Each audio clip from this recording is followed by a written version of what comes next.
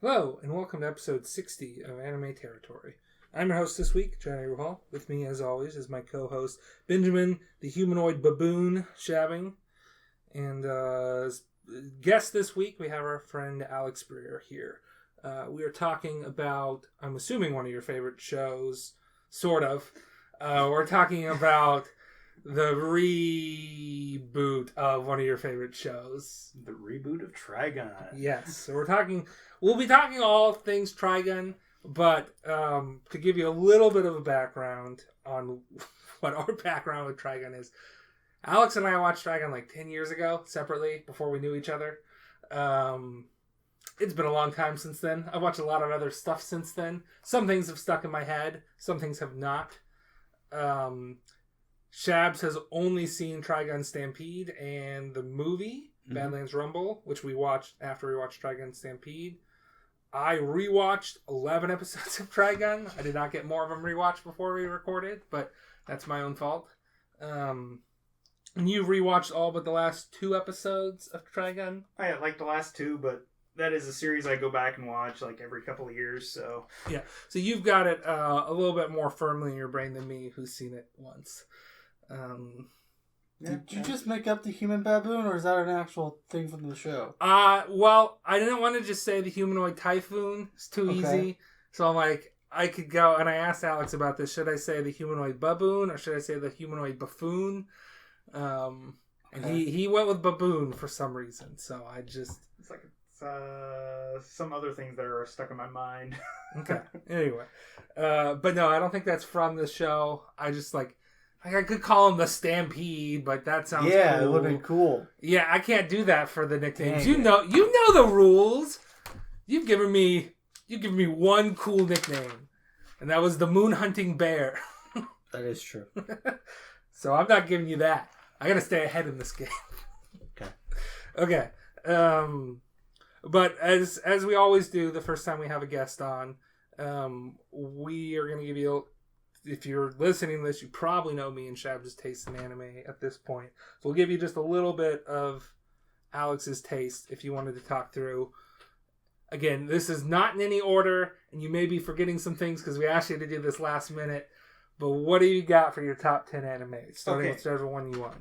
For my top 10, like you said, this is no order, and it's subject to constant change. But we have Space Dandy. Phenomenal show. I Yes. have the Space Dandy board game, or deck building card game, you should say. I would want to play that at some point. I mean, what are you doing tonight? Unfortunately, I have to work in the morning. That exists. It's okay. I've only played it a few times. I need to play it more to get a better feel for it. But And then we'll follow that up with an anime from the same studio, Cowboy Bebop. okay. Yeah, same director, too. So, Same everything. is Cowboy Bebop in both of our top 10s? No, it was in my top 10, but you put Samurai Champloo. Mm-hmm. I'm not the biggest Bebop fan. Okay. See, Bebop... Those are almost fighting words. Yeah, I know. Bebop That's has probably that my thing... biggest hot take as an anime watchers. I don't think Cowboy Bebop is great, but I watched it in a marathon. Yeah, I it's think not that's something a show... you might have to watch. It's hard to marathon because it's so episodic. Yeah. That it's just you reach the end and you're like, okay, well now it's time to go do something else. Yeah. But I've said this many times. I'll say it again because Alex has never heard me say it. Cowboy Bebop is a show that I can just watch an episode of that once a week for the rest of my life probably and be like, oh, Cowboy Bebop's on? Yeah, I'll watch that. Yeah, same. If I had cable and Toonami, I don't know if they still air Cowboy Bebop. I would stay up till 2 a.m. to watch it, which is when they would typically air it. It's just oh yeah, I'll watch this. Alright, then we'll go some giant mecha anime, some Gurren Lagann. Which was, for the longest time, listed as my favorite anime. Sorry, I'm going to comment on each of your picks here. Oh, yeah. It's kind of expected. Gurren Lagann was... It is on my list. What? It is on my list. Yeah, I thought it was. Mm-hmm. So I shoved it down your throat enough. That's true. it was very early into my getting back into anime phase, because I kind of like anime was always there, but it really faded between most of high school and then senior year. A friend of mine started getting into it when he was freshman in college, and I'm like, oh, I can get into some anime. And then we just started watching a bunch of shows together. Gurren Lagann was one of those, so it has a very lasting impression of like, oh, this is really, really good. We also did a recurring bit where early on in the show we were joking about how it's the saddest anime ever, and then something genuinely sad happens. We're like, I didn't think it would come true.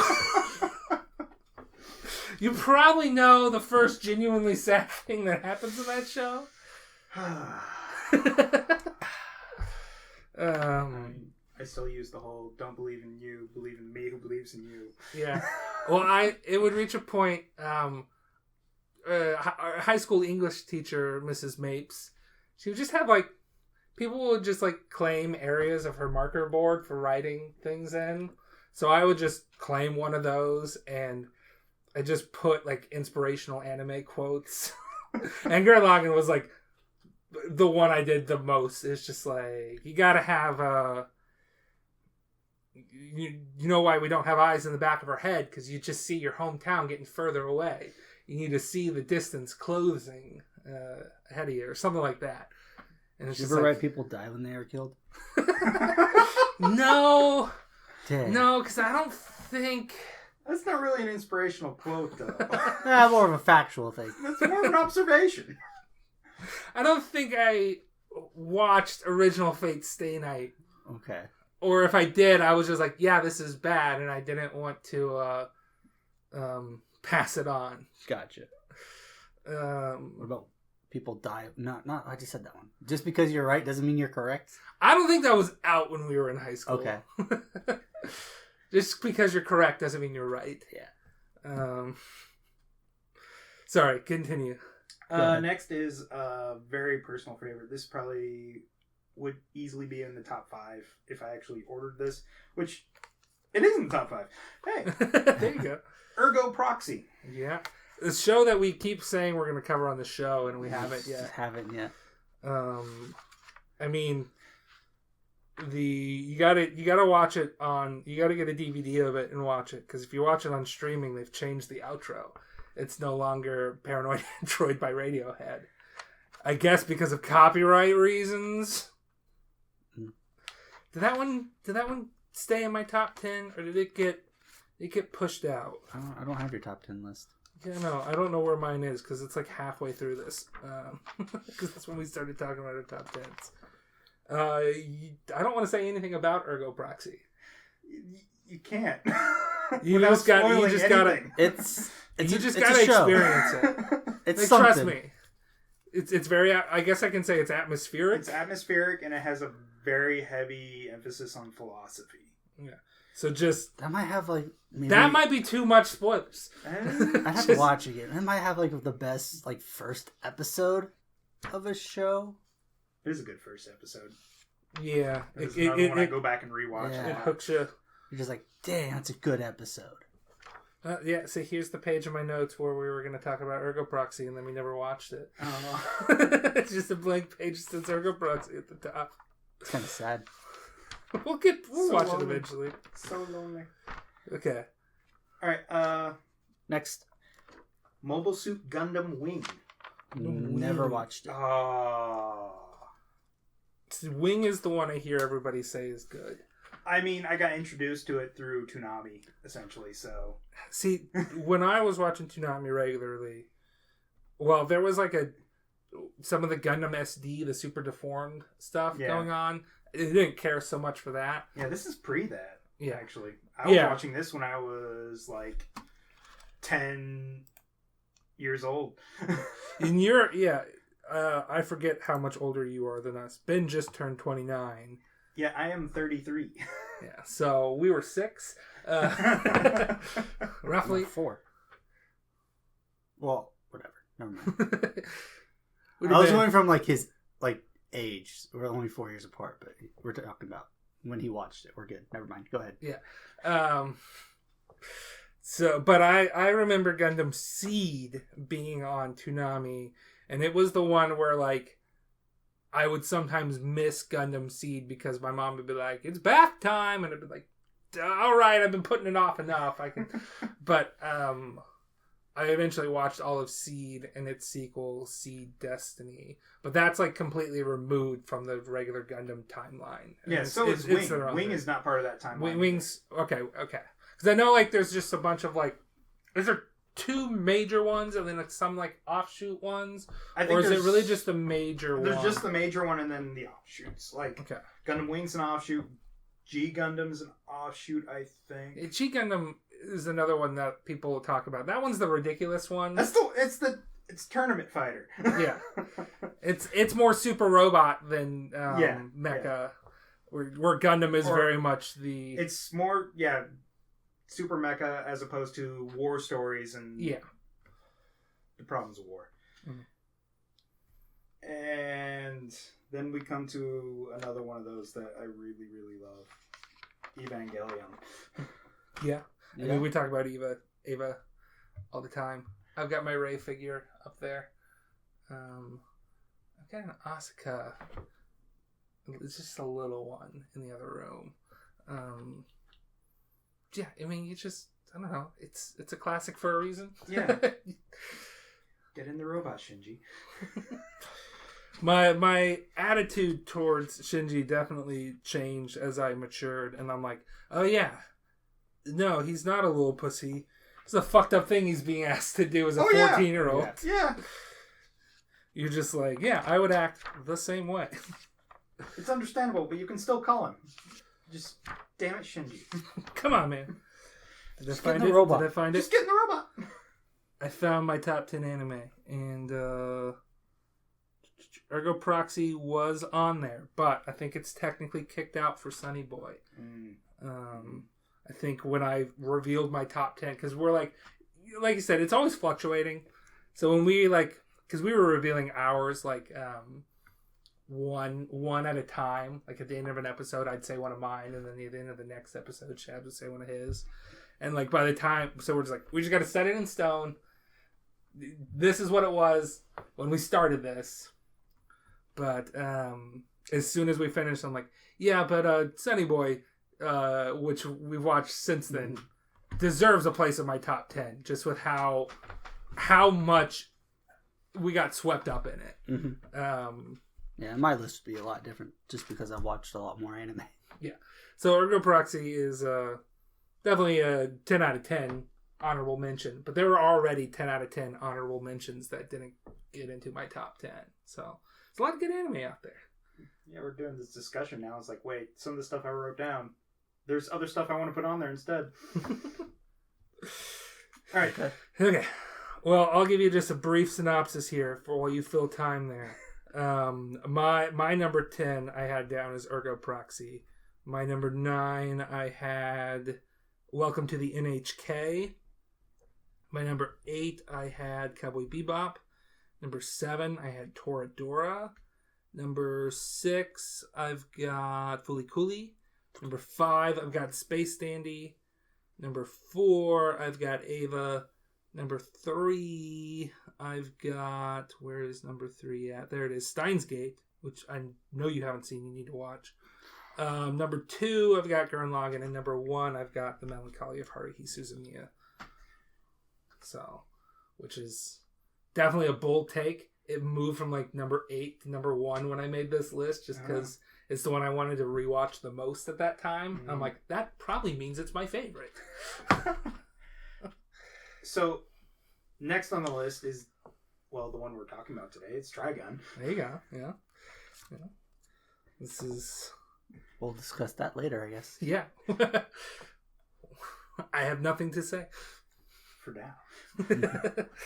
Then we'll follow that up with the 90s run of Berserk. Okay. I can respect that. Never seen it. Yeah. I don't know what you want from me. Yeah. It's very gory. It's very gory, very action, and the ending is just messed up. I've got the first 3 volumes of the manga, which is probably the preferred way of digesting Berserk. Mm-hmm. The manga's great. I've read a lot of it. I need to go back to reading it. I bought like the first 3 volumes when the author died because I'm like, okay, like I know that this is one of the greatest mangas of all time. It's a very enjoyable. I'd probably read some of it, and it's just like, yeah, I just gotta like buy more volumes, I guess, because I don't want to go. Like, I kind of don't want to, even though the author's dead. Like, I kind of want to support him as much as I can. I don't think he's getting much from my American release of Berserk, but or his family getting much, but. And then we'll put my other favorite one that I saw via Toonami, Fooly Cooly. Yeah. Mm-hmm. We cover that one on this show. Yep. Have you seen the other series? I've started watching one of them. Okay. I started watching one of them as well. But like, I think I watched it while it was airing, and it's just, there was a time in my life where I could not watch currently airing shows because I would get wrapped up like, well, I don't want to watch anime right now because I'm super engrossed into reading books, or I'm super engrossed into playing video games instead of, like going and watching it as it airs. Yeah. Having this podcast really, and somebody to watch it with, Shabs, really helps with my weekly anime watching, because it's just like, okay, like Ben's home, we gotta do stuff. This is literally just an excuse to watch anime. Yeah, that's all this podcast is. I don't know how much. I'd probably not watch a whole lot of anime if not for this podcast. So you would watch I'd probably have made you watch Sunny Boy if I'd have even tried to watch Sunny Boy. Because like, I just reading the synopsis of Sunny Boy. Oh, he's crossed something out again. There's all the ones that I'm crossing out are ones I really enjoy, but I'm gonna finish off the list with Last Exile. Actually, see, I don't even know what that is. This is a first. Having a guest on where I've never maybe I don't know anything about this. Okay. Maybe I've heard the name before. Basically, Last Exile is a steampunk, diesel punk-esque thing. Okay. That deals with like a lot of flying ships, and kind of like it takes place during a war between 2 countries, nations, what have you. And it's been a while, and it's one I want to rewatch, and I now have the ability to do a rewatch. So yeah. Is it playing? Is it on a Crunchyroll or somewhere? It is on Crunchyroll. Okay, all right. I'll have to look into it then, at least somewhat, because I'm like, I'm sure I've read that name before because I've gone through the entire Crunchyroll catalog looking for something to watch before. So like, I'm sure it's just normally I have something to say, even if I haven't seen the show. I've got something to say, but this is a first, so it's one of those, like, I watched it when G4 was still a TV show and it had anime on it. Or G4 was still a station. Mm-hmm. And that was one of the animes that was on there, and I enjoyed the heck out of it. Oh, okay. Okay. Yeah. Well, I think we've wasted enough time not talking about Trigun. So maybe we should go ahead and talk about Trigun a bit. Trigun Stampede is officially what we're covering on this episode. We will talk all things Trigun, but we will do spoiler free first for Trigun Stampede. The general premise, I don't know if you want to say Ben or if I should just doing first impressions. Yeah. What's your first impression of Trigun Stampede? I liked it. I had a good time. I really liked the first half more than the second half. Okay. I kind of liked the more bad guy of the episode type of structure. Mm. Once it got to kind of the actual plot, I think it got maybe a little complicated, or just a little far-fetched. A little complicated, a little too quickly, I think. Yeah, I can see that, but as a whole, I thought it was fun. I enjoyed it. I also kind of dug the animation style. Yeah, it was definitely one where you're like, okay, I just kind of gotta yeah, because it's 3D animated. It's a Studio Orange style, so yeah. So what else has Studio Orange done? I feel like I know that name, but It's very like it's a stylized 3D animation, and it may be like a little like jank at times. I think it's there's just times where it's like maybe like when there's like one character on the screen and they're not really doing much, or they're just talking. I think that's when it's most noticeable. But like actions and everything, it looks completely fine, if not really good. So, it didn't really bother me. See, well, part of the problem with our viewing experience is that we've been battling Crunchyroll. Oh yeah, that's true. So like we would have Crunchyroll would like freeze up on us several times an episode on the other big one. They did Beastars. Yeah, see, I didn't watch Beastars. I haven't either. I couldn't get into it. I've heard really good things, but then I hear the premise. I'm like, I really don't care about that premise. Yeah, the more I like learn about that show, I'm just like, the less I'm interested in it. I'm like, I don't want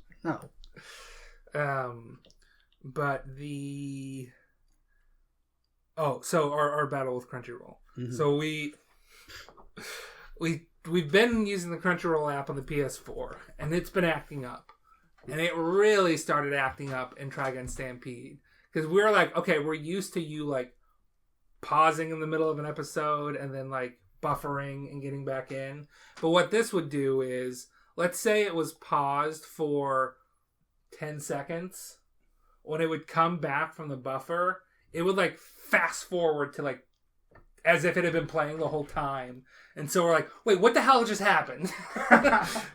And it's just like, and some of it is the show, like, we'll just like make cuts to like completely different things, or like, it's like, okay, now we're here. And it's just like, it was even worse because we missed that transition because it was like done in a snap as it was trying to catch up to where it should have been at if it hadn't been buffering this whole time. See, I didn't have an issue watching it through Crunchyroll, except when I used a TV app. If I did it on my PC, it was fine. So the next thing we did, because I watch a lot of Crunchyroll on my phone in bed, because I don't have a TV in my bedroom. So I was just like, okay, well, here's what we can do. I can screen mirror my phone onto the TV, and we'll just use the Crunchyroll app on my phone. Well, that's got weird, like we're not fully utilizing the TV because it's just, it crops the screen mirror. So I mean, we didn't like miss anything on the sides, but it's just like, it's a much smaller viewing window and not as nicely like. It's weird watching a show when there's just like black on the ends. It's just weird. Yeah. So like, the aspect ratio was weird, and the quality was back in like the video 4x3. Look, there is plenty of me watching 480p Naruto rips on YouTube. All right. I will not respect your Naruto watching. Look, I don't care that much about Naruto. I don't know which way you're trying to go with this. I'm not a fan. I've watched some. It's okay. I've watched a lot of it, and I never finished it. Probably because, I don't know, I started reading the manga instead, and then I stopped reading that too. I got really far into the manga. It sounds like my opinion of Bleach is how things went that way. Yeah, that's how Bleach went as well for me. Okay, anyway, so we're like, okay, phone's not really cutting it. So I finally like just took my laptop and hooked it up to the TV. Or we tried to use. I've got a Chrome box, which is like a Chromebook, but instead of being a laptop, it's just like a little box, and you have to have a monitor. So I tried using the TV as a monitor for that, and going to Crunchyroll.com, and Crunchyroll is like, you have to have Chrome installed to view stuff on our website. I'm like, I'm on a Chrome box on Chrome, and I'm like trying to fight like upgrading Chrome and upgrading Chrome OS. And it was like this computer was something I bought off of my dad, who had it when his store went out of business because of corporate going bankrupt. So like it still like says that it's being like managed by this company that just does not manage it. And I even have the instructions from the IT of the a series. I even have their instructions of like, here's how to reset that. And it's like, well, those are the same instructions that I looked up online. And I've tried to do like 6 different things. And it just does not actually reset my operating system to not be managed by that. So I'm like, all right, whatever. I got this computer for free. I'm just going to plug my laptop in. And that's how we finished watching. And even then, it wasn't perfect. It wasn't perfect. But it wasn't... it wasn't jumping. Yeah, it wasn't jumping, which is that was a big thing. And it went pretty well. It's just like one of like, instead of doing it several times an episode, we might have gotten it 2 times for the rest of the season. But that has nothing to do with my first impressions of the show itself. It's just like it did have stuff to do with like me trying to follow the plot of like what's all going on. And it is different than original Trigun, sort of. It is, and it's not. Yeah, but it is, but it's not. And it's sort of a prequel to Trigun, except for that some things that happen in Trigun Stampede happen at the end of Trigun. Yeah. But but you could also just be like, okay, well, this is. Well, yeah, it's just. So it's like, okay. I'm not for sure where this fits in, but yeah, I liked it. I want to watch season 2, which has been announced. So they're gonna bring Millie in, because Millie's not in the show, which I think rewatching the original series is just sort of it feels sort wrong. of a missed opportunity because Millie's great. Millie's great, but I did dig the other character. Yeah. Which again, it's sort of that prequel because like it's Meryl is a fairly different character in this. Very naive and inexperienced. Yes. Whereas she's very no-nonsense and kind of bitchy, which I think is actually how Vash describes her in one episode of original Trigun. That being said, I love Meryl. Meryl's great. Meryl's great. But it's just like, oh yeah, Millie's really funny. I think to describe Millie's character, Vash had a line where he was like, man, these girls, they're probably going to be on to me. Especially the big one. She's really smart. My only saving grace is that she doesn't realize how smart she is. She's too dumb to realize how smart she is. Something like that. She's the only one who knew Vash was actually Vash the entire... Yeah, he said he was Vash, so therefore he's Vash. It's one of the descriptions. That was like the movie. Vash announces that he's Vash the Stampede in the bar. Nobody ever believes him. That guy? Nah. Because he's very much not... well, in Trigun Stampede, he gets blamed for his brother's crimes, is part of it. Yes. In original Trigun, it's just like, yeah, no, he destroyed the city of July. Like... Yeah. Which he did. In this show. So again, sort of like a... What? Because he... I don't know, is that a spoiler? Yeah. Sorry. Before we get too far into this, ratings out of 10. What do you give this, Ben? 7.5. If I have to round, I'll go up to 8. Alex, 8. I'm going 7. Okay. And part of me also is just struggling to remember what happened in the show, even though we watched it not that long ago. I don't know why this show is just went in one ear and out the other as far as like what happened on individual episodes. I don't know. I feel like also might be the fact of you watching the original series afterwards. Yeah. I think that's kind of the issue with it, is that towards the end you're just like, what exactly happened again? Yeah, what is their powers? Yeah. It's like, and what was going on there? And I'm like, it's very much, which now we're just going straight into spoilers. So I just need to know. Let me try to summarize Knives' power and Vash's power, and you just tell me what I get wrong after I've said everything. How's that? I feel like Knives has the power to just... They're both sentient plants. Yes. Not plants as in fauna, but as in these extra-dimensional beings. Yeah. Who have the ability to summon and create things out of Yeah, so like some plants can make some plants can make water, some plants can make electricity, etc. Knives can make blades. It's like almost any organic matter or something. I think it's something a little bit more specific than anything.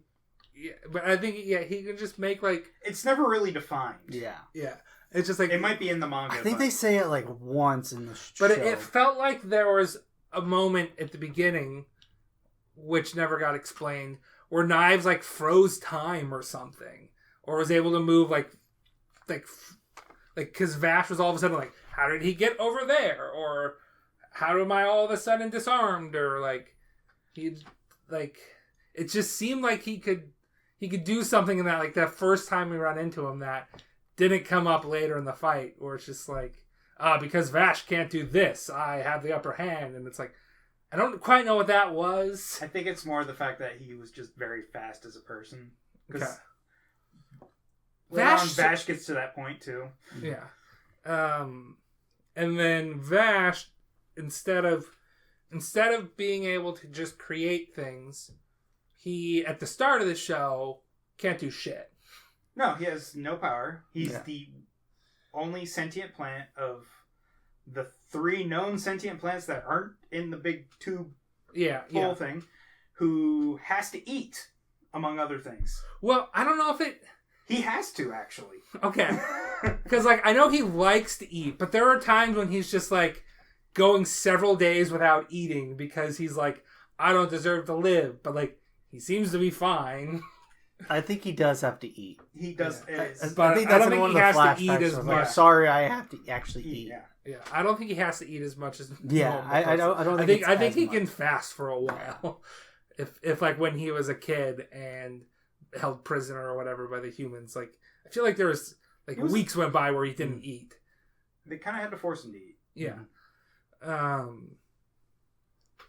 And then but really, not only can he create something, I don't know what, he opens a gate. Yeah, he can basically open the gate. Yeah, he can bring stuff. Okay. He opens the gate. That's our blank check reference.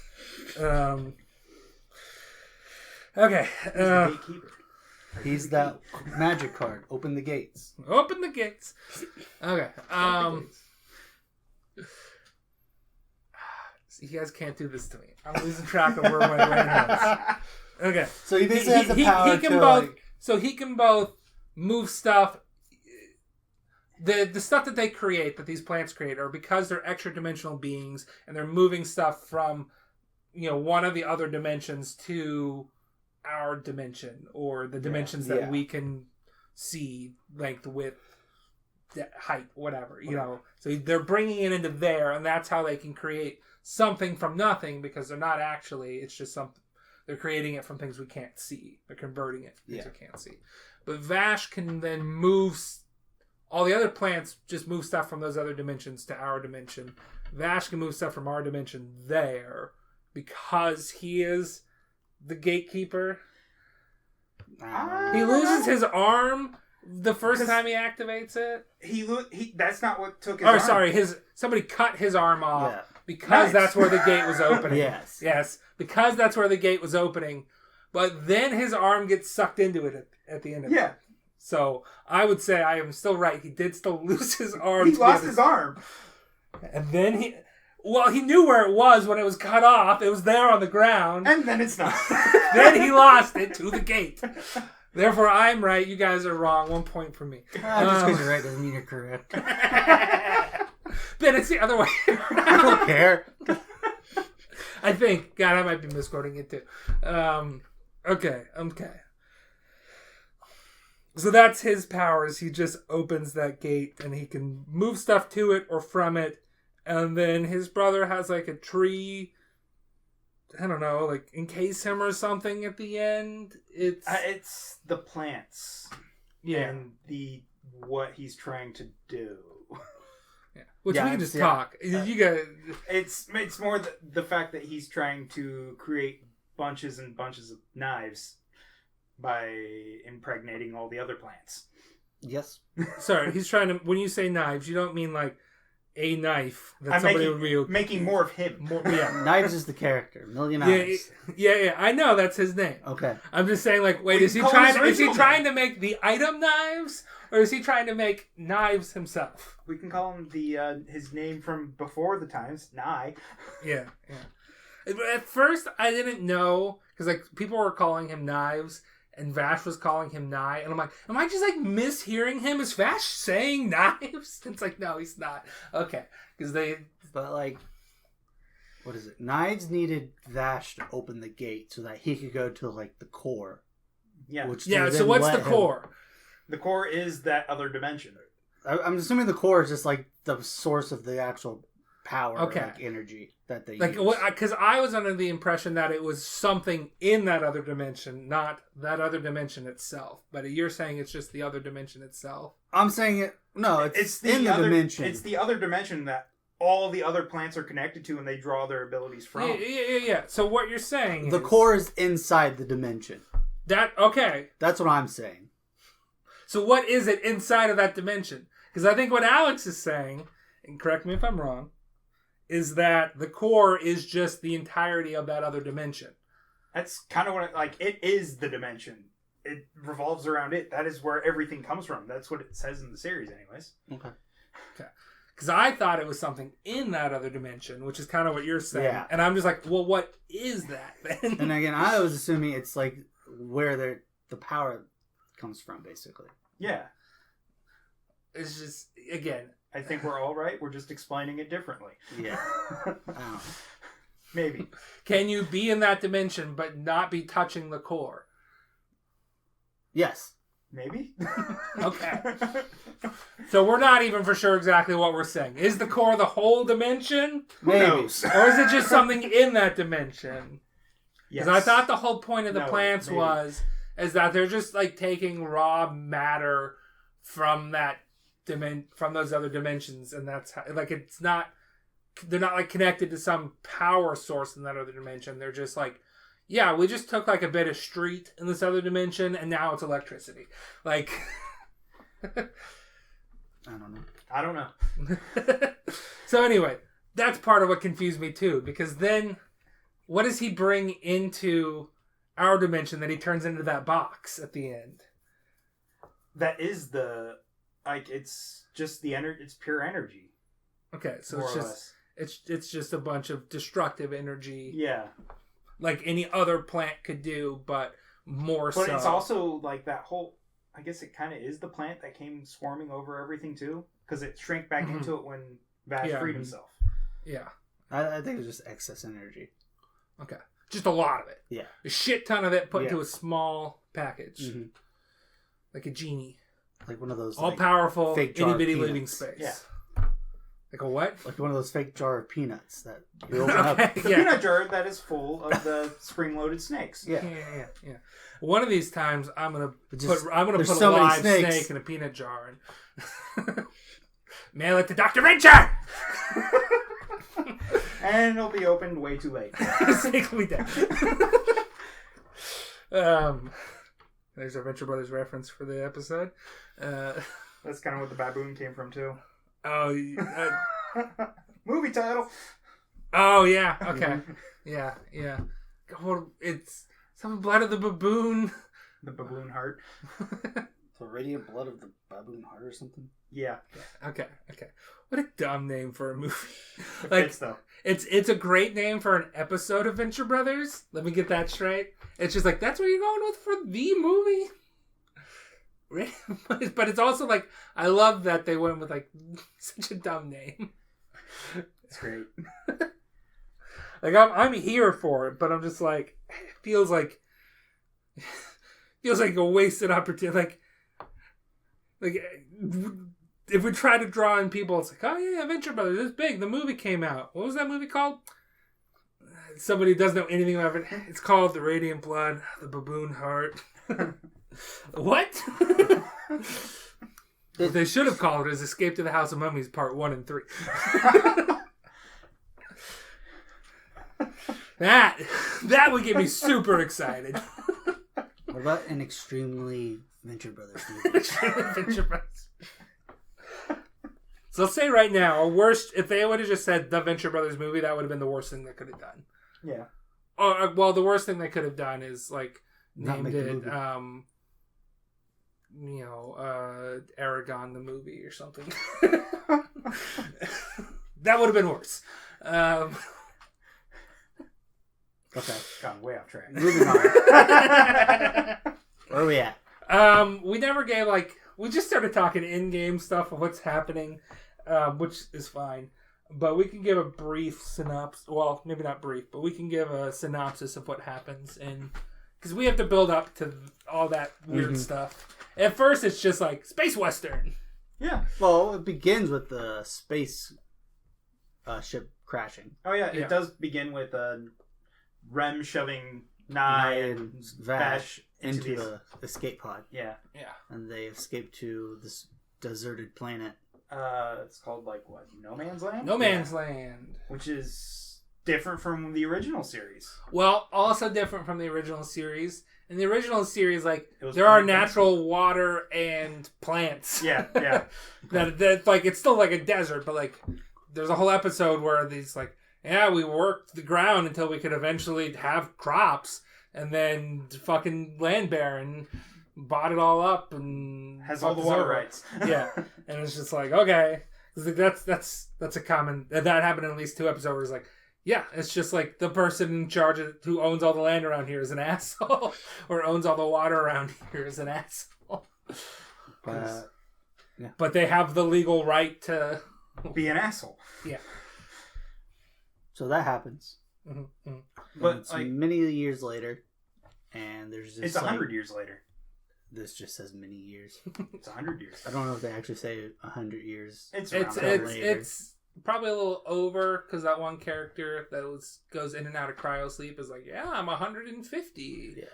And so I just think they wait for that reveal later to go. Vash is really old. That type of thing. Yeah. You don't know at first that he's 100 and whatever years old. Yeah. But anyways, there are little colonies / towns scattered throughout who are powered by these things called plants, which basically just gives them the power they need to survive, and the water, all that. Yep. But the one town you start off with is Genoa's Rock, and they don't have... No, of their plants is dying. They have 2 plants. They have 2 plants. One's dying, but they don't have the ability to make their own water, so they've been buying water. Yes, something like that. So they still have electricity, but water is...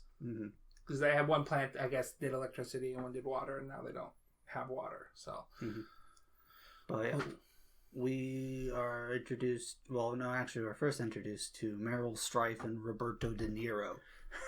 Yep. Who are just reporters on a mission to interview Vash the Stampede, the most wanted criminal in No Man's Land.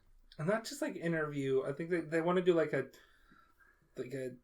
character story, it's just a story on him. Yeah. It's kind of mirrors the whole Old West thing, dime store novels kind of thing. Yeah, to an extent. Go get a Billy the Kid. We heard this guy robbed 10 banks. See if you can find him and get his story. That'll sell newspapers. Yeah. Anyways, bring me pictures of Vash the Stampede.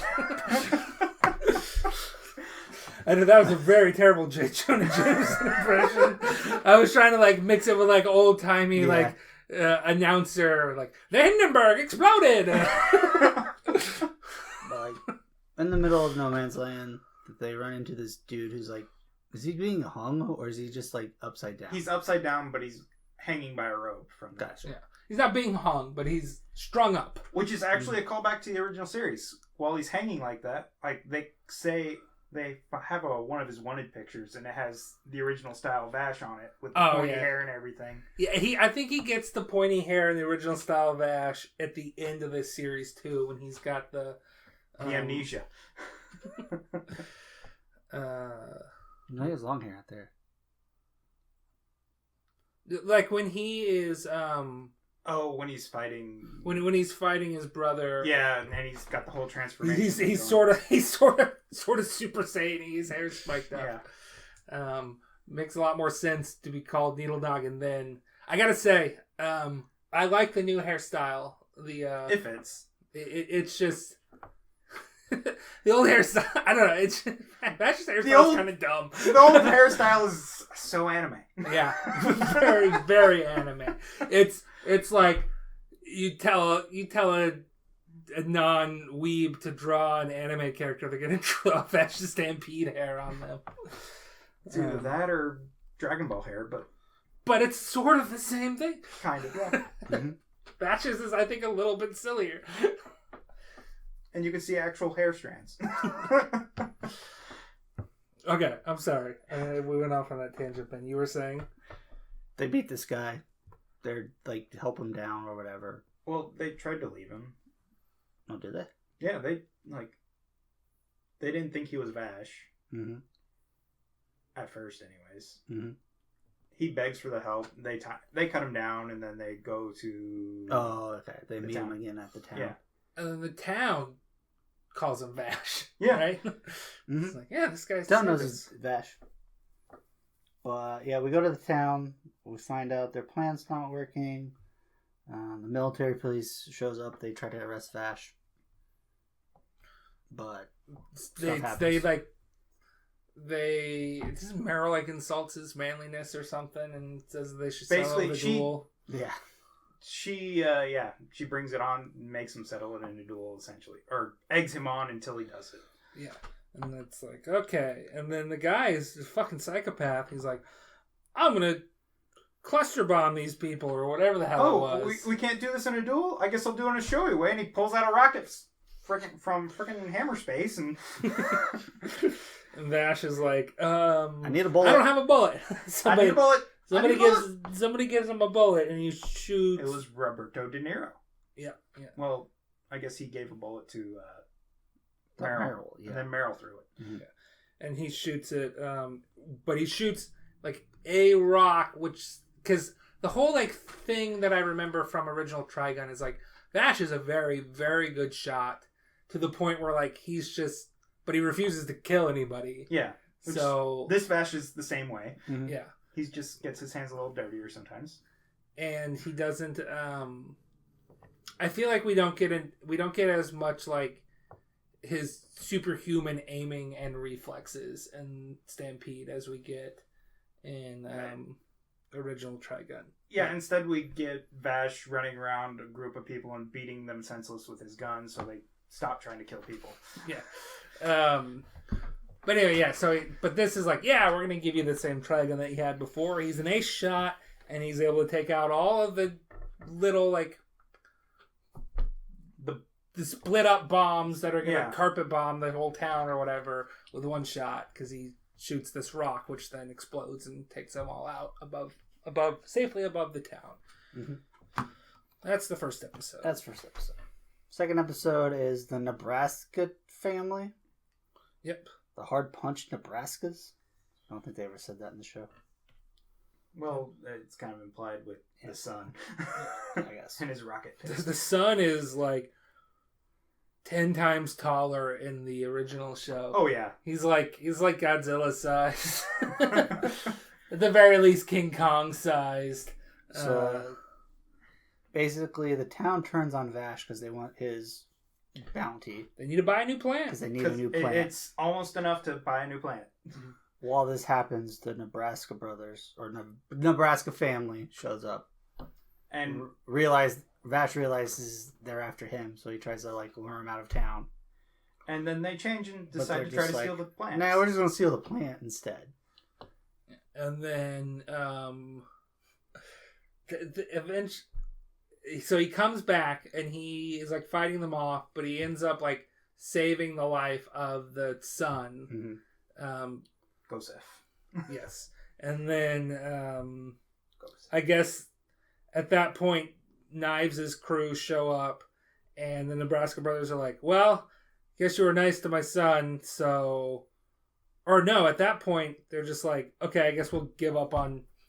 Because they're like... There's a break before Knives' crew shows up. Because it's the next day is when they show up. Yeah, because he saves Joseph, and then they're like, okay, we're good. We're good. Fresh start. Yeah. You think of what I'm thinking? Fresh start. should call us the Freeze Brothers. It's so fresh in here. And there's our other guy's reference for the episode. Got that done. Had to get that out of the way. We're just missing a Community reference. Got it. We'll have to let that come up naturally. Mm-hmm. Okay. But yeah, they're like celebrating after like becoming friends, and that's when his crew shows up. Yeah. The little virus-looking bomb things. Mm-hmm. Yes, that guy shows up first. Is he in the original show? Yes, he is. Is he in the first 11 episodes? No, he is not. Then I don't remember what he's like in the original show. He has the ball thing around him at all times that shoots spikes out. And that's about all he does. Okay. Yeah, so everybody's just got like bombs attached to them, and he's holding the town hostage for the plant. And even then, I don't trust him. I don't trust that guy to not just, once he gets what he wants, to blow everybody up. Oh, okay, I got you. So instead, what they do is they put a bomb on him that's about to trigger, and then he's like, all right, fine, hit the kill switch on my back.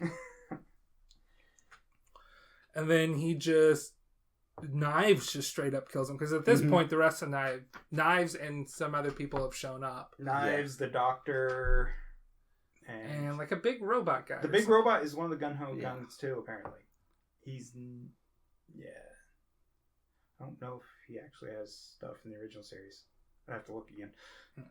But so they show up. They're basically just running amok. Mm-hmm. They're getting the They're taking the plants. They basically just destroyed the town. They take the plants. Mm-hmm. Knives does the thing where it's he shows his name is Million Knives by summoning a million knives and cutting the entire town in half. Yeah. And like arms off of like half the people. Mm-hmm. Yeah. So they make away, and then the rest of the town is like, "Fuck you, Vash! My boy is maybe missing dead an arm because of you. It's your fault." And Vash agrees. Vash is like, "Yep, it's my fault." But Meryl takes pity on him, and Roberto is just like, Drunkle. Yeah, he's like, all right, whatever. You can tag along, I guess. Okay, episode 4 is when we meet Nicholas Wolfwood. So they're all driving to, I guess they're heading to July City now. I didn't know if they said that, but that's what this says. And they accidentally hit the traveling priest with a large wooden cross. Mm-hmm. Wooden, huh? That's what it says. Sorry, it just says cross. So why did you put the word wood in there?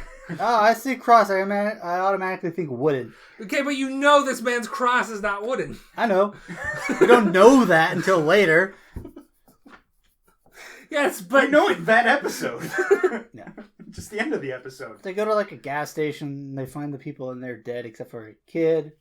Then they get swallowed up by a big old sandworm.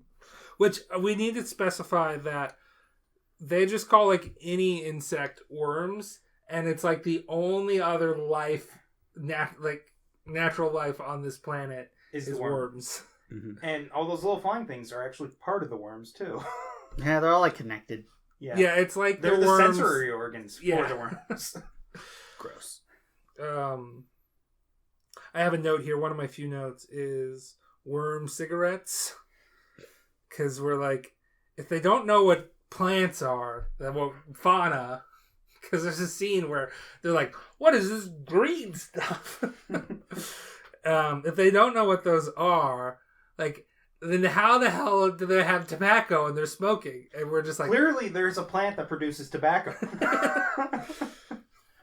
Well, but we have in a flashback from Wolfwood, we see him like as smoking a kid. Worm. Yeah. It's just like, I think the cigarettes are just made from worms. They're worm cigarettes. Well, they don't have tobacco. They gotta smoke something.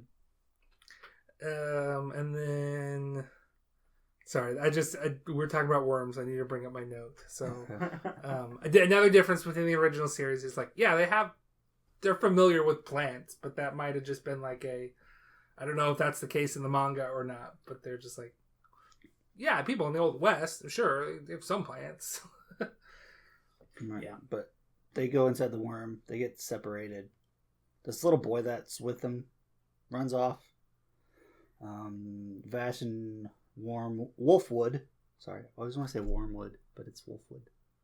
Anyways, they get shot out of the worm somehow. I guess It gets spit out essentially.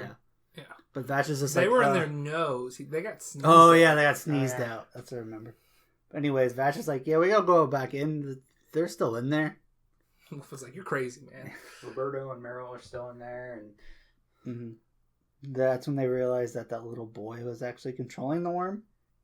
he's like, And then Wolfwood reveals that his cross is actually just a big old weapon. Yeah, it's a BFG. big fucking gun.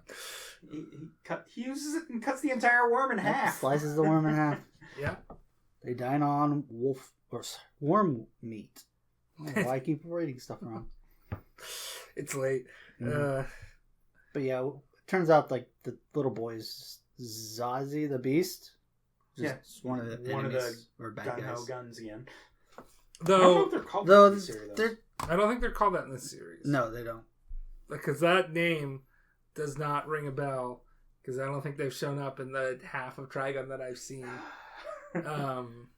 But they're sort of since they are like an avatar of the worms. Mm-hmm. Yeah, it's like they can control the worms. They are the worms. Yeah, it's like the worms are the hive mind, and this is just like a projection. This is a point where they like shoot at the body, and it's just like just turns into a cloud of worms. It's like, yeah, the body's not really a thing.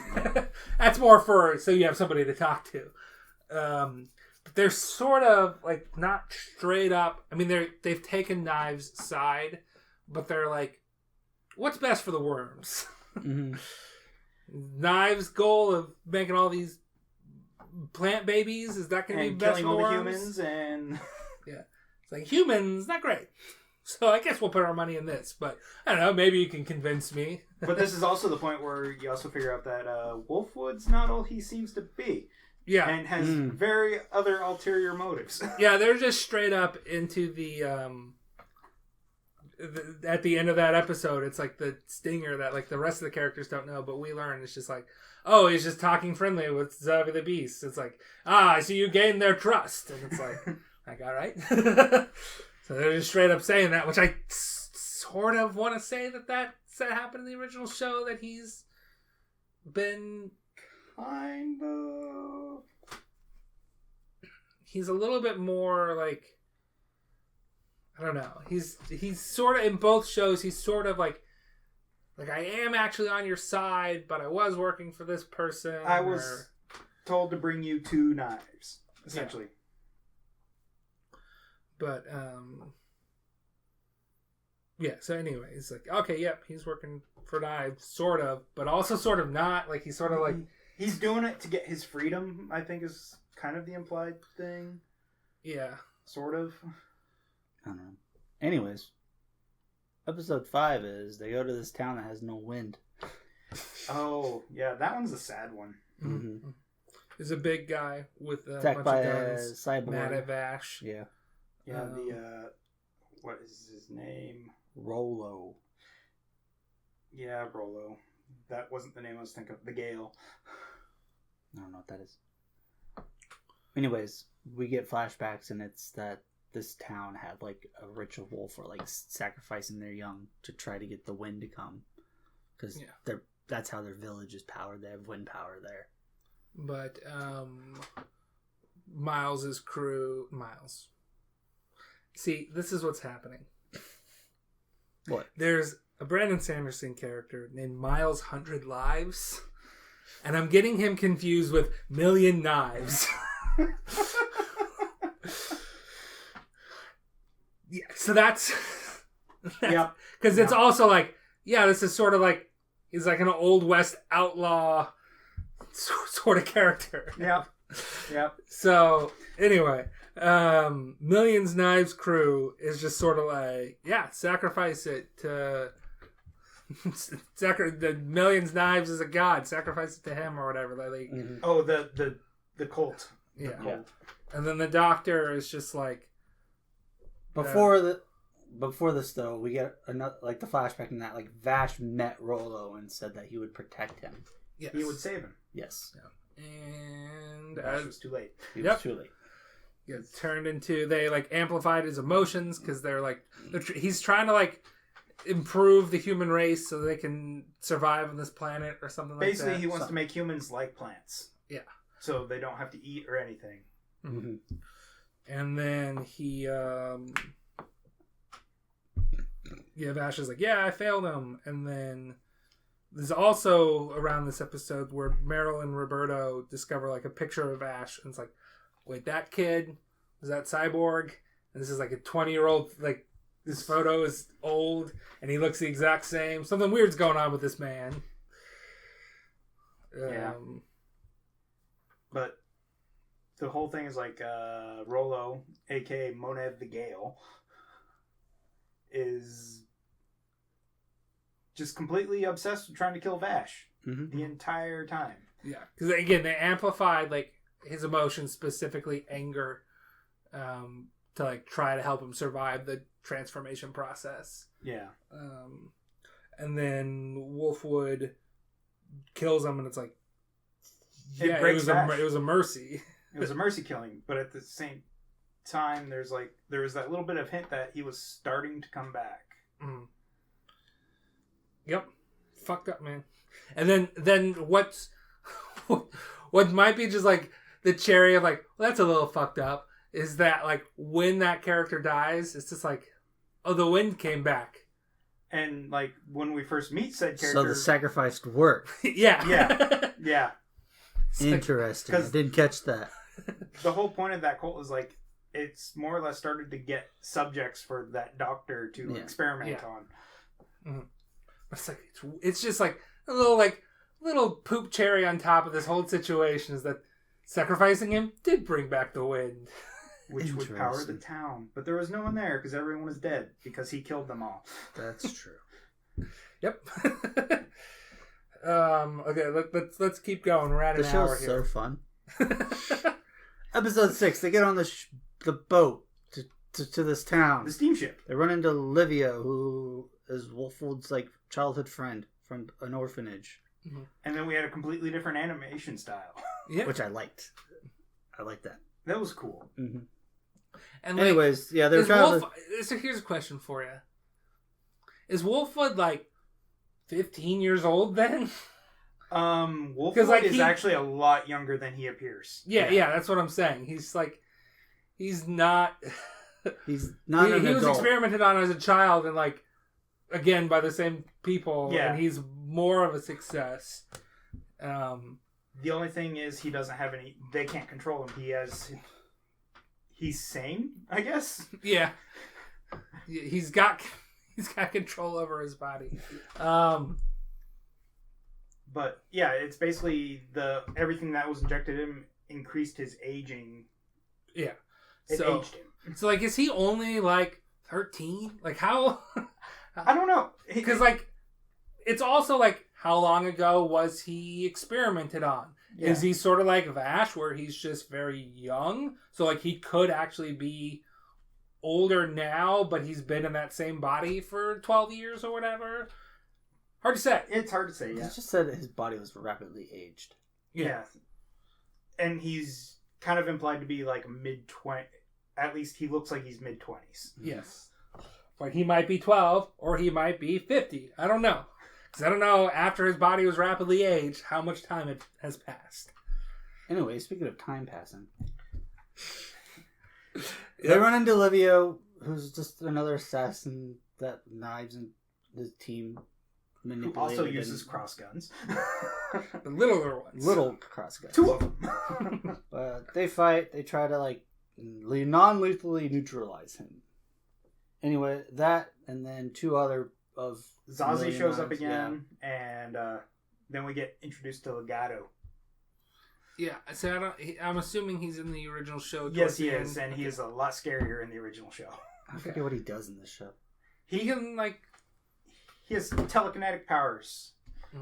Does he show up in any other like conflicts. Yeah. I think he might be in like a couple of episodes because the stand steamer stuff might take an episode or two. But anyways, they like sabotage the ship, so now it's like on a collision course for the orphanage that Nicholas and Livio grew up in. So now they have to try to stop the ship. Also, the Badlands gang raided the ship. Oh yeah, who are awesome. The Badlands gang is great. Badlands gang. Yeah, they're good in the. They show up at least once in the first half of Trigun. Oh yeah, and they were fun in that too. And like there is a wanted poster of their leader who is not in the Stampede, but he is in the original series, and they have him as a wanted poster in the Stampede. Okay. But they were like, they kept Meryl and Roberto alive. He's like, we're going to be famous! Which is basically how they acted in the original series. Yeah. They're all flashy and everything. Yeah. And covered in neon lights. Yeah. They're gonna, in the original show, they take over the sand steamer and they're like, there's this big vault and nobody on the ship knows how to open it. So we're going to crash the ship and split it in half.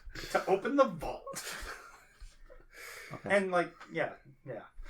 And to the crew's respect, they're very much just like, you can fucking kill us, man. You don't know how to drive this thing. Anyways. So the ship is sabotaged. Now the whole team is working to like either steer it back on course or to also the cannon. There's apparently a big fuck off gun on top of the ship. That was activated because it was built from a spaceship, which had a mining laser or some shit on it. So they have to try to deactivate the cannon and or redirect it, which is what they do. They redirect it. Which, how exactly does that happen? Is it just like they like Wolfwood and Vash have super strength or something? Yeah, they use their super strength to like push it up. Yeah. Which, to be fair, they both do have super strength. Yeah. Livio shoots himself in the head. But his body is recovered. Yes. By Legato. Mm-hmm. But we never see Livio They stopped again. The ship in time because Vash was able to talk to the plant in the ship and communicate with it. And this is when the other characters realize Vash is a plant. It's like, you've got weird markings on you. That look just like a plant. This is where we realize, oh, Vash is a plant. And then they also just like, there's this big storm cloud, or like, is it a sandstorm? Yes. Sandstorm cloud that's covering the ship. And then it's just like, oh, hey, those people from Vash's flash... Or no, now we have Vash's flashback. Now we have the flashback. Yeah, episode 8 is a flashback. Be like, hey, after all this happened, Vash got taken in by some humans who survived from a different ship than the one he was on. Mm-hmm. And they, he sort of befriended them. And then they sort of like... Brad hates him, but also loves him. Yeah. Well, one of my notes is, I like Brad. Brad is great. He's a lot better in this than the original series, I feel. They're like, Brad doesn't trust them. So they're like, okay. And then eventually... Like, he grows up a little bit, and then they, like, start to send him out, and they start to trust him a little bit. And this is where Vash gets his red coat, too. Yeah. And then they eventually, were able to fix the black box from the ship that crashed, and they can hear the audio recording of Nye saying, "You're my accomplice, we crashed this!" And they extra don't trust him, and he overhears them extra not trusting them, so he runs away. He ends up running into a million knives. I think that was intentional. Okay. No. I thought he was trying to like... Knives was there too. Okay. No, I think what happened was he heard a bunch of plants being overproduced and crying out. Yeah. So he went to them. They wouldn't let him out. He had to break himself out to do that. Yeah. Anyways. And that's when the whole Vash's hand got destroyed too. Yep. Yeah, that's the next episode actually. Number 9. At that point, the actual Millions Knives episode. This says that the reason Knives wants to like wipe out humanity is because they overuse those plants. It's part of it. Yeah. But he was trying to, kill them with all the ships too. That's true. anyways, we get that flashback. They run into each other. Knives becomes evil. Vash refuses to kill Luida, who went after Knives to like, or not Knives, Vash to like, basically apologize and have him come back. Yeah, she was always sort of like, she was the leader of that ship. Where Bradley was just like, I don't trust the boy. She's like, well, let's see what he'll do. But it was like the head researcher. They also show like stuff, Vash Brad talking. was the maintenance guy. Yeah. Vash had a job of like, I'm a plant, but I can't produce anything. And they're like, yeah, but you can like talk to them. So like, you'll go be a plant doctor. Yeah, he was a plant doctor. Which is where I'm like, that's called a biologist. And then you corrected me, botanist. Biologist would do more than just plants, but. Yeah, that happens. Vash refuses to kill Luida. That's when the gate opens. Yep. Knives uses his Wolverine claws to cut his arm off. Which closes the gate again and loses his arm. And he gets that cool robot one he's been sporting like in the earlier episodes. We learn that that lost tech. That Bradley like made it for him and fixes it for him. Because now we're back on the ship in present day. Yeah, 150 years. Yeah. And they're like... Later. They're like, okay, you broke that arm again. Every time I run into you, I gotta fix it. He's like, yeah, okay, work your magic. And then Meryl sees plants for the first time in her life. Actual plants. Fauna for the first time. We're like, we'll call it fauna. Flora. Fauna is animals. I've been saying fauna this whole time. Luckily, nobody listens to this, so it's fine. Yeah, so we realized that Ship 3 is basically working on trying to, like... Slowly terraform the planet. Which is what all the ships are supposed to do. And Knives fucked that up. Yep. Mm-hmm. And then this is where we get Luida has a line where it's like it's going to take forever to do this. And she's like, how long it takes... This is paraphrasing because I couldn't, like, find it online and I didn't want to rewatch the episode. How long it takes doesn't matter. What matters is I'm on the right path. Which is like, oh, that's a good line. That's I had to write that down as a note there. Oh, this is where also we get the bombshell that No Man's Land is actually Earth. I think that's true. Except it's not true. That's episode 9. That's where we're at. I don't think No Man's Land's not Earth. Yes, it is. No, it's not. It's not? It's not. No? Oh, I think it is. No, it's not, though. It's not? I could have sworn they revealed that. No. Because like at the very, very end of the show, there's like a transmission from Earth or something. Is that what it is? Yeah. I could have sworn they said Earth. They're terraforming No Man's Land. Okay. Does Wikipedia say that it was revealed that it was Earth? No, that's my notes. Okay. Wikipedia does not say that. Sorry, never mind. It's like, I don't think it's not the Planet of the Apes. Nobody's... Anyways, episode 10. They're in July now. They were from Earth. Did we learn maybe that they were like from Earth maybe because Earth was dying? Yeah. They're part of like that's the where seeds we learned they're from Earth, yeah. Okay, that's where I got confused. Yeah. I thought it was that thing where like they like Earth was just whatever. We're coming back to That's what I thought. It's like they were coming back. That's when they crashed. Nope. Okay. Earth is fucked. We're moving on to another planet. Gotcha. They're doing a... That's where my confusion came in. They're trying to do what they were trying to do in Interstellar, where they're just like, we'll just start a Then colony I thought somewhere. they wallied it and like went back to Earth. No, I don't think so. Okay. That's where I got confused.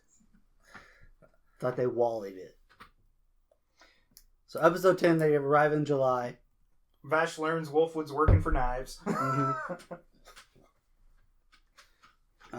Meryl and Roberto meet up with that Doctor Bill Conrad. the doctor. Yeah. And he's basically trying to create a new type of human that's just like... Yeah, we see like a half plant, half human girl, which we kind of saw before when Roewe was being... we saw when Roewe... He called her an angel. She said she's an angel. She said she's an angel. Mm-hmm. But she also made an appearance in like the third episode when Knife and his gang showed up to steal plants. Yeah. Anyway, we've seen her around a few times, and then this is where we learn that she's yet another experiment, but neither really plant nor human, so not quite there yet. And she really hates Meryl for taking pity on her. How dare you pity me? I am not human. Yeah, so she attacks Meryl and Roberto, and they try to like escape. Vash and Wolfwood show up and like gets them out of there. But she does kill Roberto. She does kill Roberto. Yeah. But not before Roberto hands over his Derringer to Meryl, where in the original Trigun, like, I don't know, like 7 episodes in, we learn that Meryl has got like a shit ton of Derringers on her, and she's like, yeah, sometimes I'm called Derringer Meryl. It is a pretty good shot herself. So this is the birth of Derringer Meryl here. Mm-hmm. Just needed to point that out there. Gotcha. Then Vash confronts Knives. It was a trap because he gets dropped into that pit, whatever. And then episode 11. That's where they do all this mind fucking. Yeah, mind fucking stuff.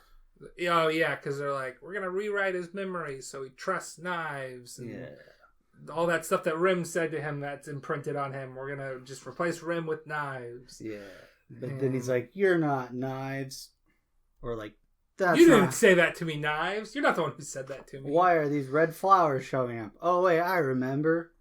It was Rim. Whatever. Yeah, my mommy.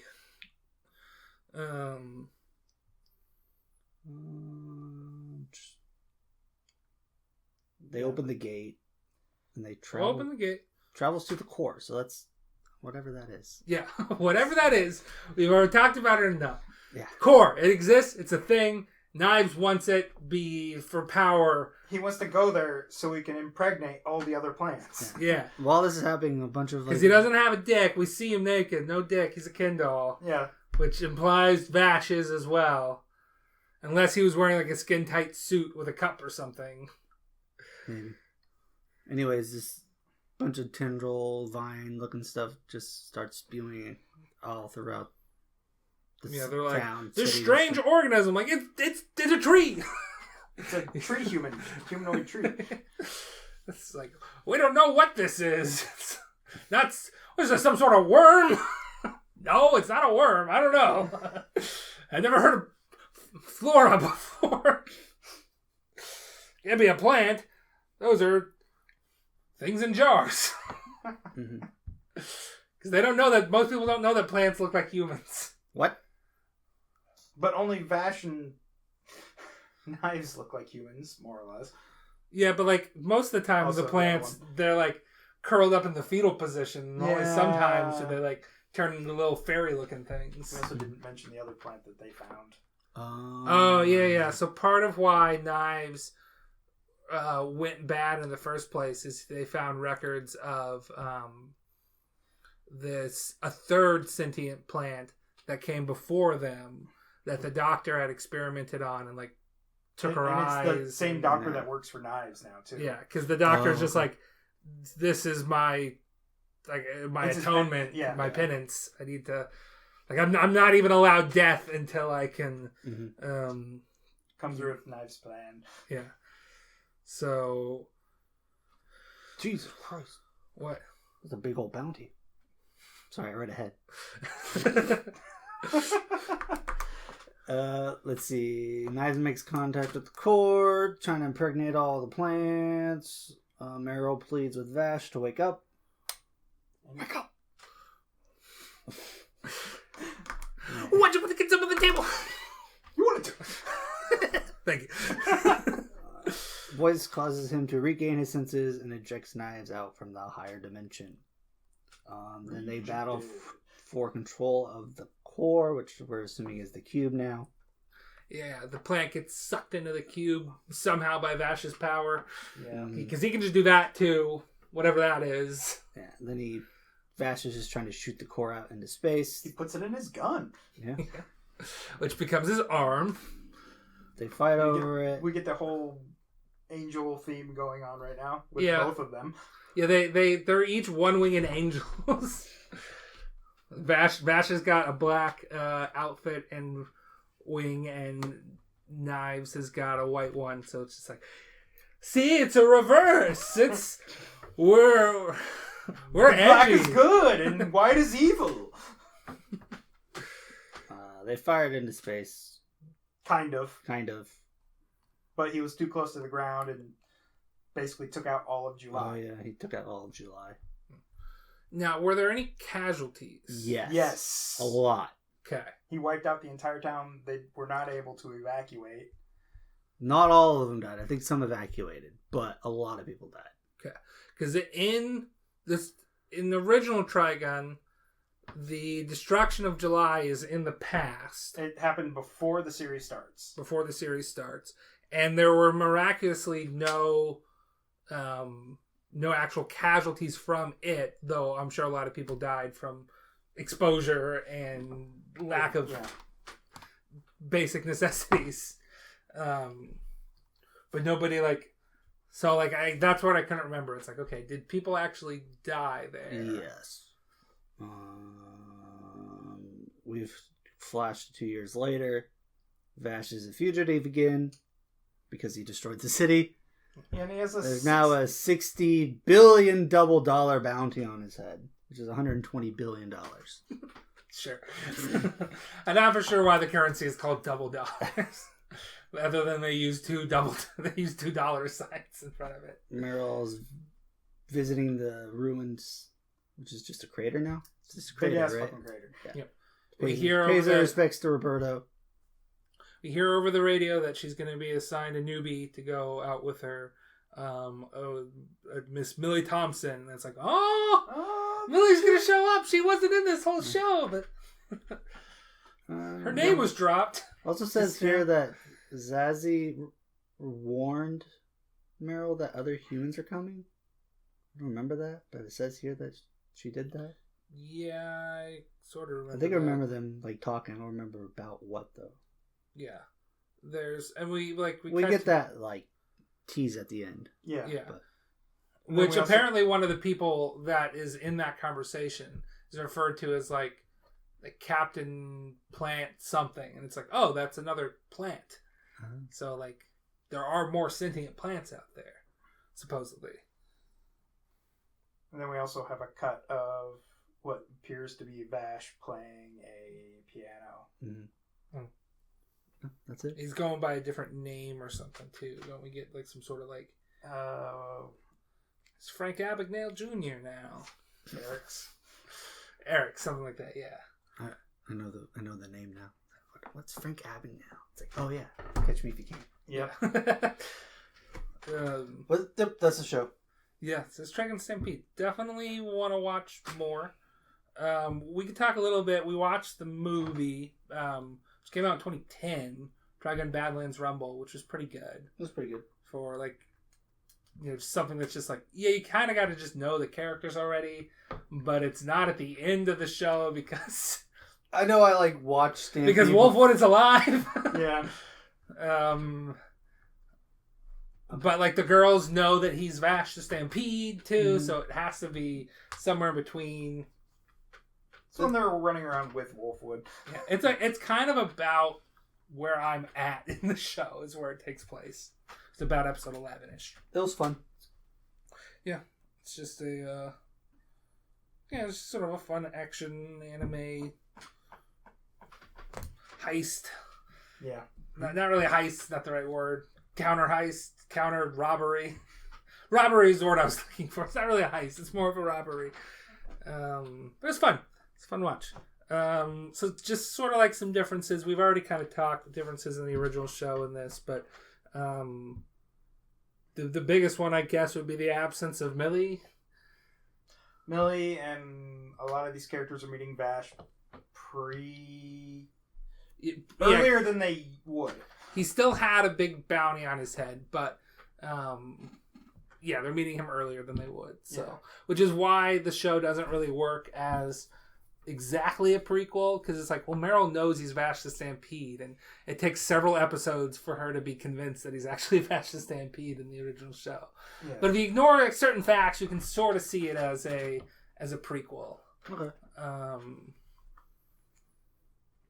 And then, like, okay, but and also, like, again, like, okay, he met Wolfwood in Trigun Stampede, and he doesn't meet Wolfwood till, like, episode, like, 7 or something of Trigun. So, again, it's just another, like, there's too much, but it's sort of talking about, it's an alternate history of events that happened before the original show. But, like, some of the big stuff, like, destroying the City of July is there. And, Vash in Trigun has sort of amnesia after an incident where he destroys an entire town. Yeah, the City of July.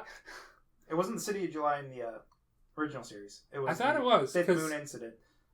Because I thought it was.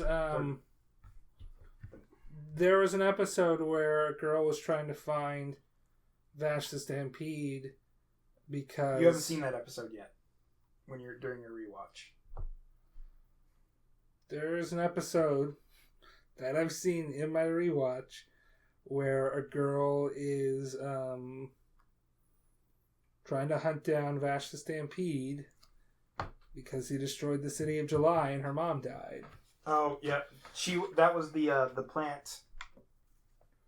The person who, like, the plant scientist. Yes, the plant engineer. Yeah. So, like, and I'm fairly for sure she said she was from the City of July, and it got exploded. Correct me if I'm wrong, but that's my You're memory. not wrong.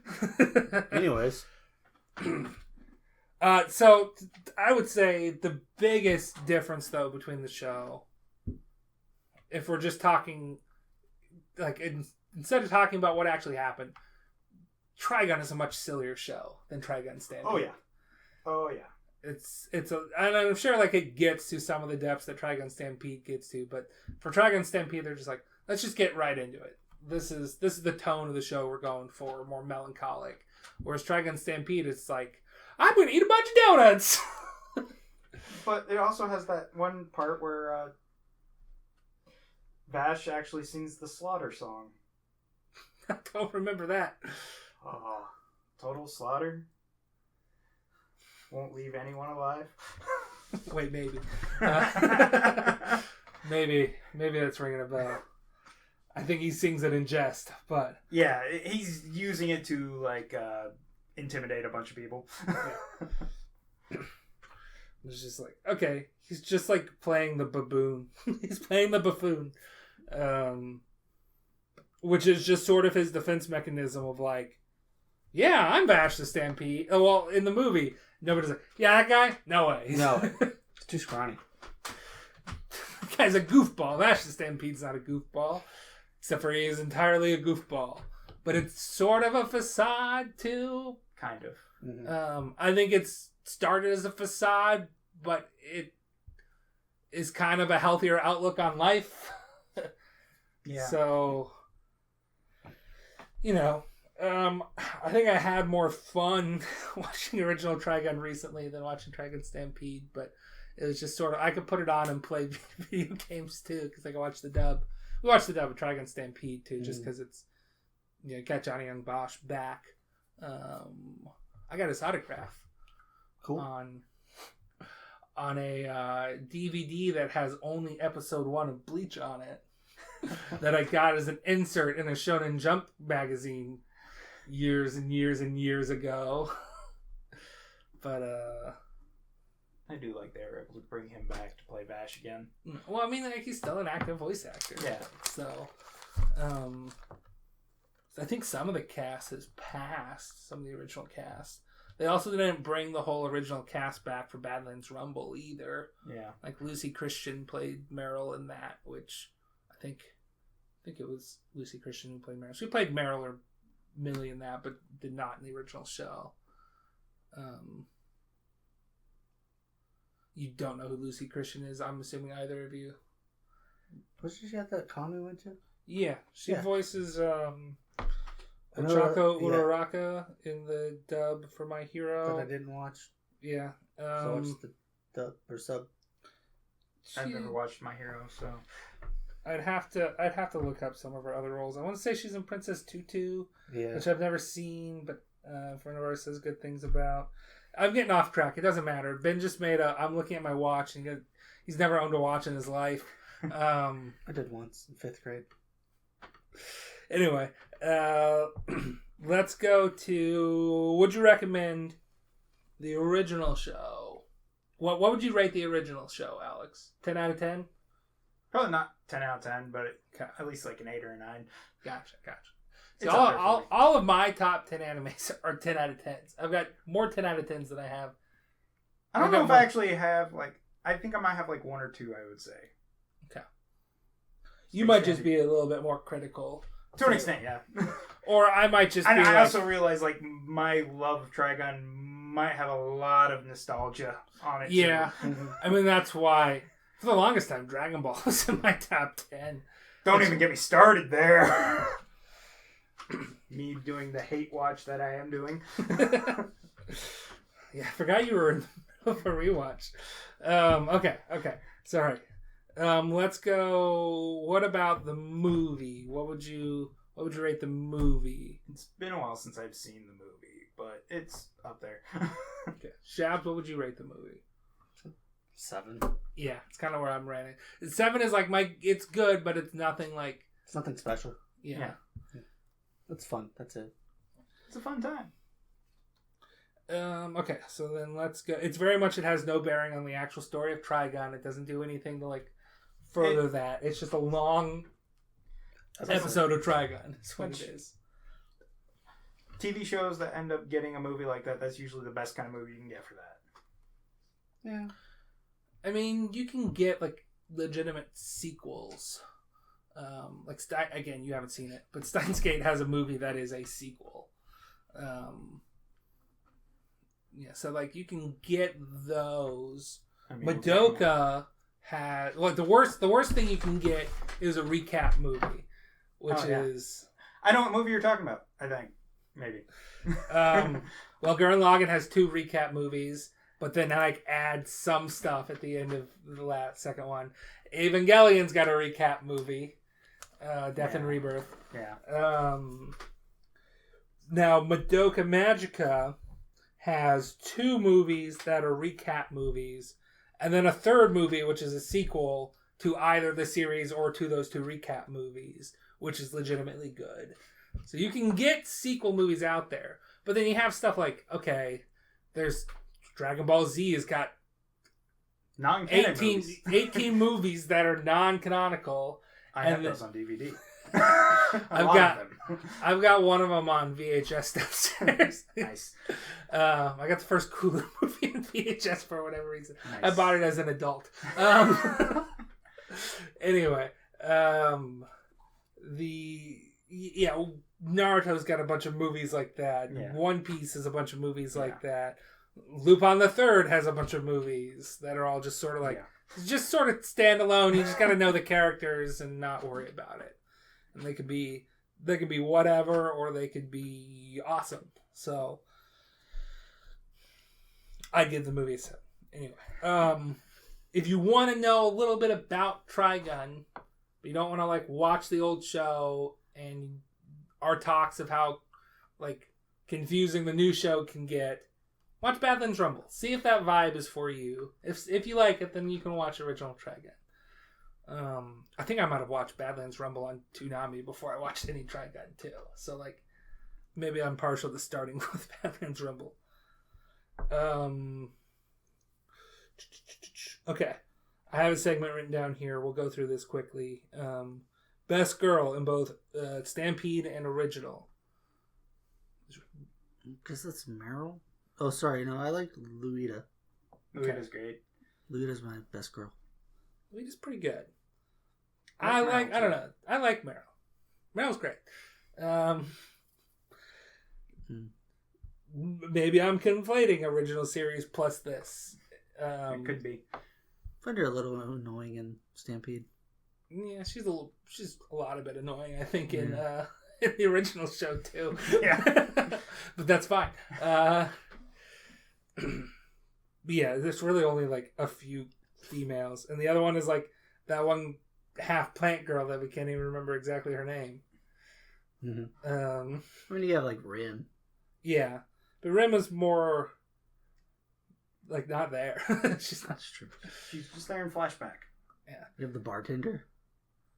Yeah, there is the bartender. Yeah. Rollo's mom. Rollo's mom, worse girl. She's gonna sacrifice her child. Okay.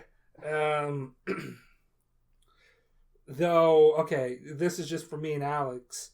Best girl in the original Trigun. As much as I like Meryl, I think I gotta give it to Millie. Yeah. Hands down, Millie. she's tall and she's got a big gun. That shoots crosses? She's called Stun Gun Millie, and it's just like, instead of shooting bullets, it just shoots this big metal X thing. Just knocks people over. And like, people are just like, anytime they walk into town and scumbum men are like, oh, there's girls here. Hey there, little missy. Like, the strap that holds her big gun that's hidden underneath like her poncho just breaks, and there's just like a boom. It's like, oh, you don't want to fuck with this girl. And she's got a giant gun she easily picks up with one hand. It's like, okay, I guess we'll leave them alone. Like, the only person that doesn't have trouble holding that is Wolfwood, and that's because of, well, his cross. It's because he has super strength? Because he wields a weapon just as heavy. Okay. And then let's just move on.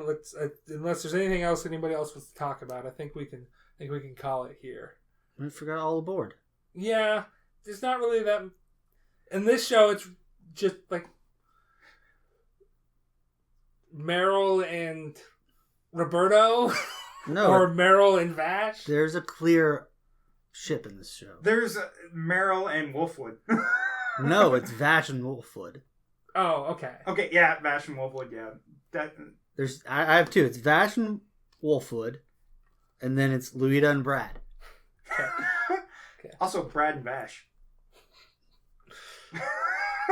I'd allow that one. Look, all I'm saying is,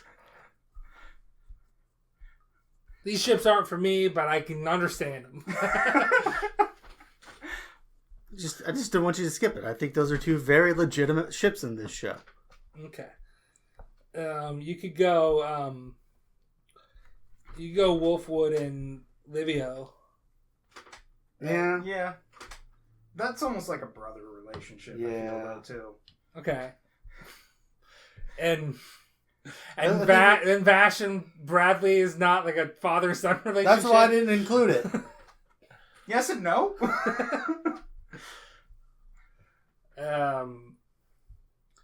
Now, you mentioned before we were recording, Alex, that you would say Vash and Wolfwood was more of a ship in the original show. Oh, yeah. But Wolfwood's a lot more, like, funny in the original show, too. He's less serious. He's a lot more lighthearted. Yes, he's very lighthearted. Which he sort of has just a very similar, like, demeanor as Vash, where he's just, like... He's trying to cheer people up. Yeah. Which, like, you get a little bit of that in Stampede when they're at the gas station and they don't know that Zavi the Beast, though I think Wolfwood might know at that point. I think Wolfwood did know at that point. It's just like, here's a sucker. You still need to smile and eat. And, like, that's it. It's the only, like, hint of that side of Wolfwood from the original show that you get in Stampede. He kind of goes on to, like, try to, like, build them for, like, burying the dead. That's kind of like a comedic moment. Yeah. But yeah, here's what's going to cost you. Yeah. Other than that, we didn't ask you to do that. You just started doing it. Okay, now I think now we can get out of here. Yeah. Okay. Well, you can find us on YouTube as Anime Territory. There's a couple of Anime Territories on there. So just look for the Cityscape logo. You can find us on basically any podcast platform as Anime Territory. Follow us on Twitter at anime_territory. We stream sometimes at twitch.tv/DominiGoku, because that was my Twitch handle forever ago, and I haven't switched it to actually be for the show. That's all the plugs I've got. You can send us a message on Twitter, and we will we'll send you a sticker of our show. Alex, do you have anything you need to plug? I got nothing to plug. Yeah, none of our guests have anything to plug, strangely. It's almost like we're just asking our friends to show up on our podcast. I'm just some guy who watches old animes and occasionally a new one. Okay. Without further ado, you are now leaving the anime territory. Goodbye. I mean, without further ado. You're saying, finally, we're ending. Is that what you're saying?